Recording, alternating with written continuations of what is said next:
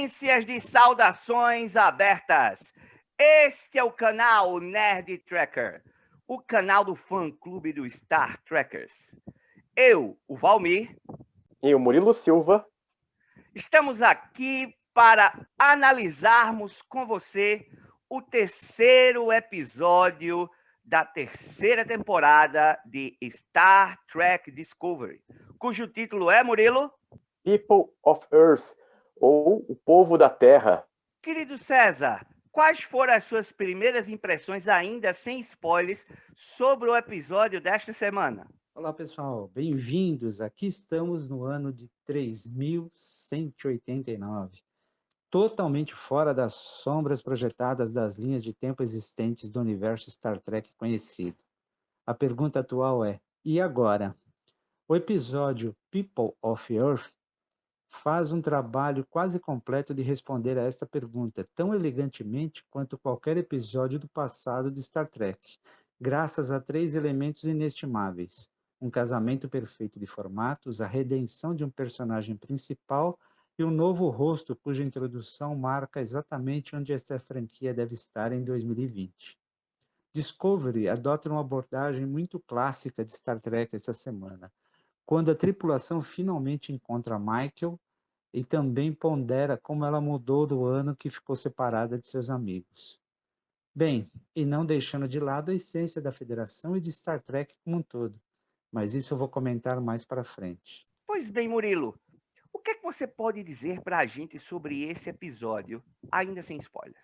Olha, esse foi um episódio incrível que fechou esse arco triplo aí, numa direção do Jonathan Frakes, que ficou um primor. Um episódio muito fluido, muito diferente daquilo que a gente estava acostumado a ver em Star Trek Discovery. Até mais, vamos dizer, até mais calmo, né? Foi um episódio excelente para mostrar para a gente o quanto que Star Trek está trazendo o nosso dia a dia do mundo atual através das metáforas que ela sempre costuma nos mostrar ao longo desses 50 anos. Pois bem, e agora queria chamar o Engler para ele contar para a gente um pouquinho o que é que ele achou, então, da direção do Jonathan Frakes. Gosto muito dos episódios dirigidos por ele, são episódios centrados no diálogo, na resolução de conflitos através da diplomacia ou através de artifícios mentais ou de perspicácia, sem necessidade de muita ação, muita batalha. É sempre muito interessante e divertido. E recomendo a vocês que, para entender bem esse episódio 3, revejam na nova geração, na TNG, temporada 4, episódio 23, O Hospedeiro, onde a gente vê um certo ser humano hospedando um simbionte, né, na ausência de trios disponíveis. É interessante ver o mecanismo e como isso se dá. E também na Deep Space Nine, na temporada 3, episódio 4, Equilíbrio, onde vemos o planeta Trio, conhecemos as cavernas dos simbiontes, os lagos onde eles ficam, se reproduzem e se comunicam. E isso vai ser importante nesse episódio 3 e mais pra frente também. Bem, pessoal, queria trazer para vocês mais uma informação, mais uma curiosidade, agora no âmbito linguístico. Um dos plots principais dessa terceira temporada é justamente a queima, que em inglês se chama The Burn. Porém, há algo interessante. Eu não sei em que versão você está assistindo os episódios, se está assistindo no áudio original, no áudio dublado em português ou legendado em português. Se você estiver assistindo em inglês, você está ouvindo The Burn. Se você está assistindo dublado em português, você está se acostumando com o termo a queima. Mas se você decidiu só assistir com a legenda em português e o áudio em inglês, você está tendo a surpresa de encontrar a seguinte expressão: a combustão. Só para você ver como pode afetar, de uma certa maneira, a qualidade, a precisão da tradução num episódio de Star Trek. Nós já tivemos outros deslizes, outras diferenças como essa nos episódios anteriores. Por exemplo, quando foi traduzido como rubídio e o elemento, como se chama o elemento, Murilo? Rubíndio. em Star Trek. Ele tem um N, porque o rubídio existe no nosso dia a dia, né? Outra curiosidade linguística nós podemos ver nessa sequência de abertura do episódio, onde a Michael explica o que ela anda fazendo nesse primeiro ano dela sozinha na espera da Discovery. Ela está aqui se encontrando com alguém, tentando descobrir mais informações sobre a queima. Em inglês, ela diz assim: I've become a courier. No legendado, ela diz: eu me tornei uma transportadora. Mas se você ouvir a versão dublada, ela diz assim: eu me tornei uma portadora. E, finalmente, qual é a tradução de courier? A tradução de courier é mensageira, uma entregadora, aquela que faz o delivery. Pois bem, Michael está entregando, fazendo entregas, o delivery aí pela galáxia, atrás de Dilítio e buscando informação. Mas nós não somos entregadores, pelo menos até agora, porque demos informações sem spoilers. A partir de agora, então, spoilers! Queria destacar o nosso primeiro easter egg que a gente consegue ver justamente nessa imagem. A Michael está recebendo ali um cilindro, né, que tem a clara identificação de uma nave estelar da frota, começando com NCC traço 4774 alguma coisa. O que eu queria trazer de easter egg é o número 47. 47 é um número que sempre se repete em todas as séries de Jornada nas Estrelas. É um número cabalístico, né? Um número que os produtores usam para sempre que tem alguma coisa acontecendo, eles colocam esse número para dar uma referência. Os escudos estão a 47% de capacidade, estamos no setor 47, são várias referências assim nesse sentido, e Discovery trouxe mais uma agora. Mais uma prova que Discovery faz parte oficial do Canon. Queiram ou não.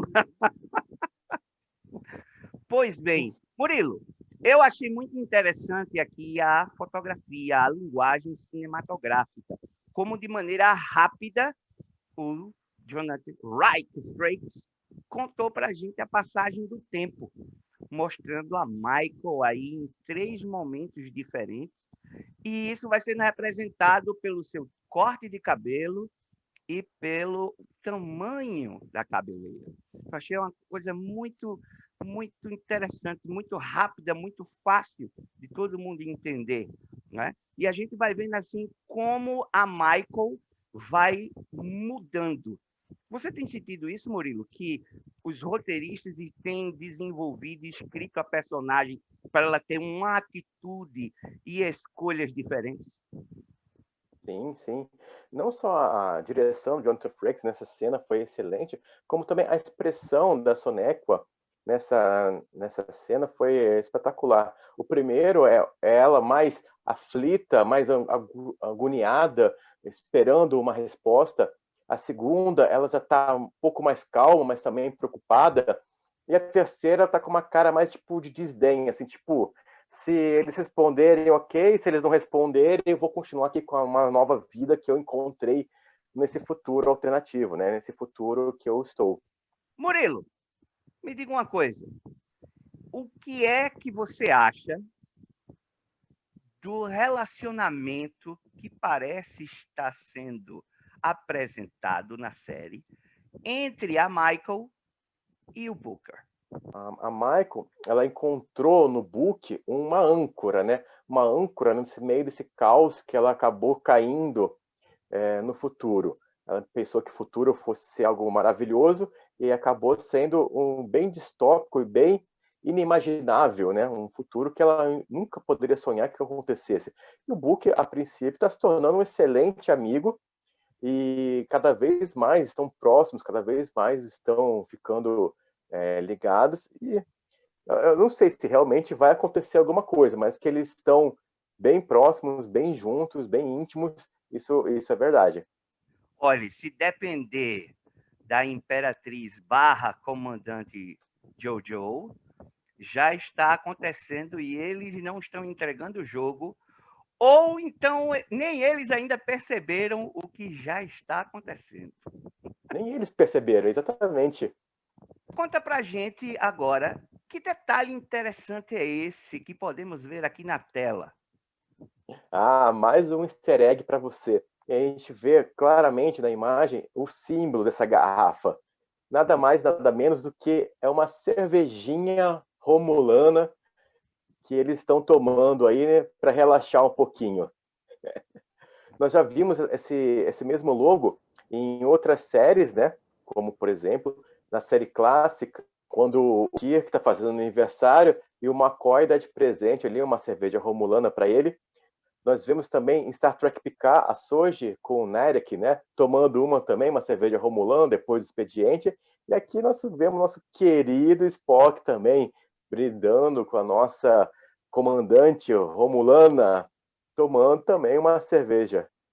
Exatamente, não é todo dia que você vê o Spock da série clássica bebendo, ainda mais bebendo uma cerveja romulana, no momento, quem conhece esse episódio sabe que é um momento bem sensual, um momento interessante, um momento afetivo.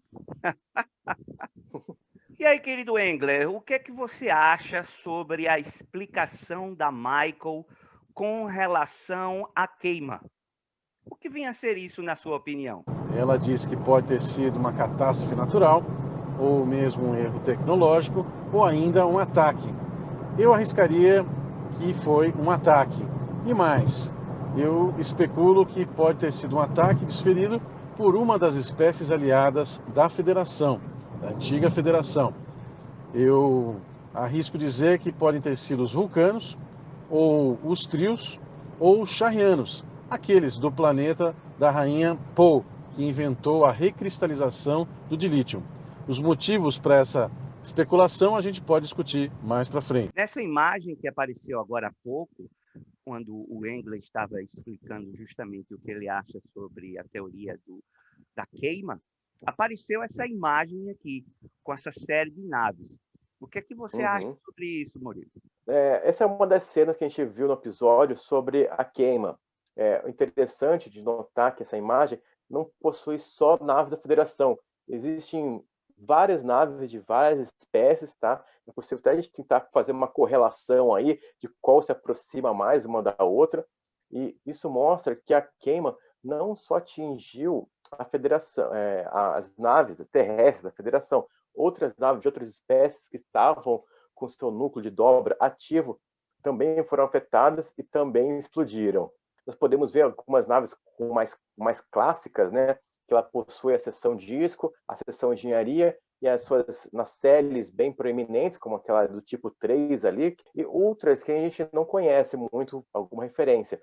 Pode ser naves romulanas, andorianas ou vulcanas também. Nós conseguimos ver uma nave do século 31 que foi bastante danificada depois da queima.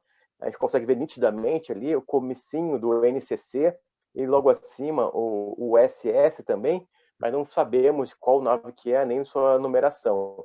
Mas todas elas são naves do século 31 que foram perdidas na queima. Murilo, agora eu queria que a gente comentasse um pouquinho sobre esse momento ímpar.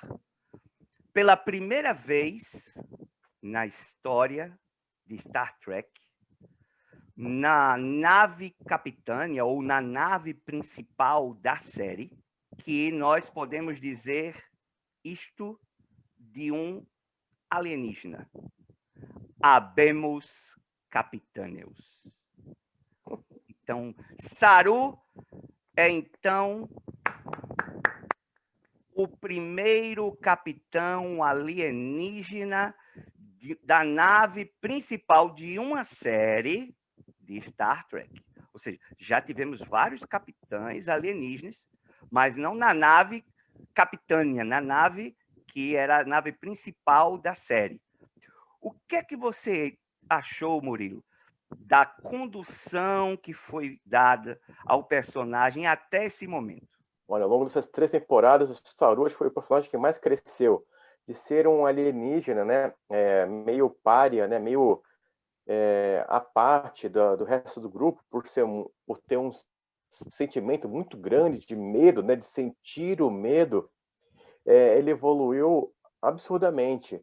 Ele perdeu esse medo, conseguiu crescer, conseguiu ser uma referência para todos os seus colegas e uniu toda a tripulação nos maiores momentos de dificuldades, nos maiores momentos de crise. Seja durante a guerra com os Klingons, seja ao longo do universo espelho, que também estava presente, ou então com a guerra, com o controle, ele realmente foi o personagem que mais cresceu e que realmente merecia estar sentado na cadeira de capitão. A Michael fez um discurso belíssimo ali.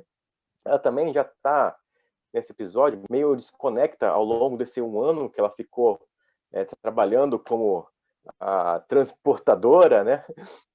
Como mensageira, e realmente ela fez um discurso belo ali para colocar o Saru definitivamente na cadeira de capitão que ele merece. Ela fez um discurso muito bonito e ele talvez até mais bonito ainda, quando antes dele sentar na cadeira, ele então é como se ele explicasse do que se trata esta série. Ele diz: esta nave se chama Discovery, descoberta. E não existiria um momento mais adequado, mais propício do que esse, para que ela brilhe, para que ela resplandeça. E aí eu acho interessante, Murilo, que o primeiro capitão alienígena de uma nave principal de série é levado a este posto num episódio que se chama O Povo da Terra. Exatamente. E o Saru, ele realmente representa todo o espírito, todo o ideal da federação. E a gente vê isso muito claramente no que acontece a seguir. Eu tenho gostado muito dessas cenas aí, Murilo, e eu acho que os roteiristas têm usado esse espaço aí com uma finalidade muito específica. Porque voltamos a lembrar que é a sala onde o Capitão Pike, na 2ª temporada, fazia as suas reuniões. A mesa do Capitão Pike está ali quebrada e ela ainda não foi consertada. Algo se rompeu, algo se partiu, algo ficou para trás. E Saru vai entrando aí com Michael, questionando os porquês dela. Porque a Michael não é mais a mesma pessoa. O Saru se surpreende porque ela não quis assumir a capitania e depois questiona as ações dela que virão a seguir. E aí, finalmente, a USS Discovery se aproxima de casa, do planeta Terra. E aí, Marcílio, o que é que você achou? Finalmente, os terráqueos aparecem. O que podemos esperar? Ô, humanidade, viu? Essa humanidade, esse planeta Terra ainda tem muito que aprender. É exatamente como o Quark falou uma vez. Tira o conforto dos humanos, eles voltam a ser primitivos. Aqui estamos nós numa Terra que simplesmente, quando a coisa aperta, retorna para os seus medos, para as suas fobias, para os seus preconceitos. E mesmo depois de tudo que aprendeu nesses anos todos, a gente vê que a humanidade ainda tem muito que aprender e pelo jeito vai ser a Discovery que vai ensinar. Achei muito bacana essa nova visão, essa possibilidade e o mistério de encontrar a frota estelar em outros lugares, o centro da federação também em outro lugar, é mais um dedo na aventura de Discovery. Vamos acompanhar com calma e com muita ansiedade, episódio por episódio, pode ter certeza. Murilo, o que é que você achou do enredo nesse ponto da história? Você esperava por isso? Essa reviravolta? Não esperava. Eu não esperava que não fôssemos bem-vindos na Terra. E isso me pegou de surpresa. A Terra se tornou isolacionista num futuro que a gente sempre achou que fosse ser utópico. E eu acho que, mais uma vez, Star Trek está refletindo os nossos dias atuais em sua história, né?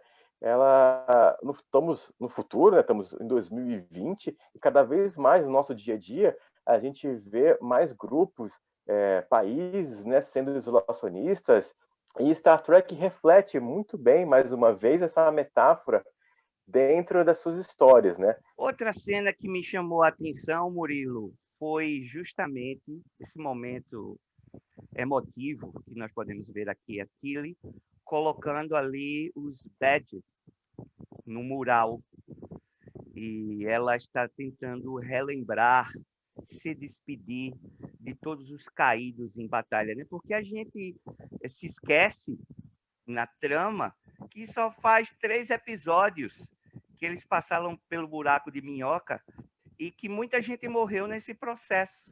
Além de tudo isso, voltamos a ter uma referência a Battlestar Galactica. Nessa outra obra de ficção científica, também havia um mural dos caídos da guerra, afixado nas paredes da nave, onde os tripulantes sobreviventes dirigiam suas preces, os seus pensamentos, demonstravam o seu afeto e suas recordações. O interessante de ver também nesse mural é que nós temos 24 badges nesse mural dos dois lados, sendo que 4 são de cadetes.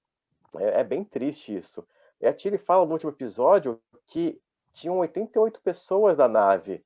Se 24 chegaram a falecer, a morrer em batalha, só sobram 64 tripulantes agora na Discovery. É um número bem baixo para fazer toda uma manutenção de uma nave estelar. E aí temos esse choque de emoções, podemos dizer assim, de toda essa perda que você falou, mas logo em seguida a gente descobre, através da conversa da Michael e da Tilly, que botas e bolos são eternos. Enquanto estamos no impasse, pois a Discovery não consegue ter acesso ao planeta Terra, eis que eles começam a sofrer uma ameaça alienígena. Naves piratas vão em direção à Discovery porque percebe através dos seus sensores que a nave leva um grande estoque de cristais de dilítio. E aí nós conhecemos esse novo personagem. O que é que você achou do designer, Murilo? Nossa, eu achei muito legal esse capacete futurista, com as luzes, parece lava derretendo, está sempre em movimento.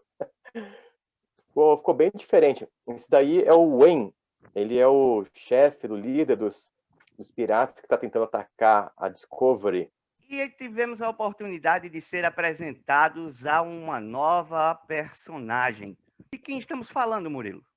Adira Tal. E nós temos a felicidade de descobrir que ela possui um simbionte trio dentro dela. Porque temos que lembrar que a Discovery se dirige para a Terra não simplesmente pelo desejo de voltar para casa, mas que é porque é identificada, recebida uma mensagem de um almirante chamado Senatal. E essa mensagem já consta de 12 anos de seu envio. O almirante não foi tão longevo assim, mas trazia dentro de si um simbionte que passou para a Adira Tal. Del Barrio, né, que é o sobrenome aí hispânico, traz como identidade, característica sua, toda uma questão de gênero, que traz outra temática para ser refletida e debatida ao longo dessa temporada. Agora, ela traz todo o conhecimento de várias vidas de um simbionte, todo o conhecimento de um almirante da frota estelar, mas ela está tendo dificuldade de acessar esta informação. E não deixa de ser uma pessoa jovem nessa versão de sua vida, digamos assim. Ela tem apenas 16 anos. E é justamente neste detalhe que o Stamets consegue chegar até ela. E eu acredito, Murilo, que aqui a gente está criando uma outra relação muito interessante, muito intensa. O Stamets, ele está ficando numa posição bem interessante na série. Vai ter o desenvolvimento da sua relação amorosa com o Dr. Culber, vai ter a sua relação de amizade, né, e antagonismo, digamos assim, com a Reynolds, e agora vai ser uma espécie de tutor para a Adia. Exato. Agora, César, compartilhe conosco aí uma série de detalhes que você percebeu neste episódio. Então, gente, temos aqui um episódio onde o envolvimento de vários personagens colaboraram com a história, fugindo daquele estereótipo de salvadora do universo que vinha irritando bastante gente, inclusive a mim, devo admitir. Será que em apenas um ano dá mesmo para se esquecer toda uma vida anterior e mudar totalmente todo o aprendizado de Vulcano esquecido? É de se estranhar isso aí. Também ficamos sabendo que o Dilik não apenas explodiu na queima, mas também se tornou escasso nos anos anteriores a esse desastre, e que alternativas de motor de dobra não se mostraram viáveis. Isso me parece muito estranho, já que sabemos que existem outros tipos de viagens interestelares no universo de Star Trek. Por tudo isso, eu achei o número de apenas alguns milhões que morreram na queima muito pequeno. Agora, uma grande tirada foi essa árvore da academia. Eu achei uma boa ideia. E aqueles robôs consertando a nave, que também fazem parte dos créditos de abertura, hein? Já vimos eles antes, reparando a Enterprise no final de Sush Sweet Sorrow, na parte 2, bem como na animação Short Track, Efraim e Dot. Agora, gente, um ano de aventuras de Buck e Burnham. Preparem-se que o universo expandido de livros e HQs vai explodir falando disso, hein? Então, convidamos vocês, queridos, a nos acompanhar toda semana com mais uma análise de um episódio da terceira temporada de Star Trek Discovery.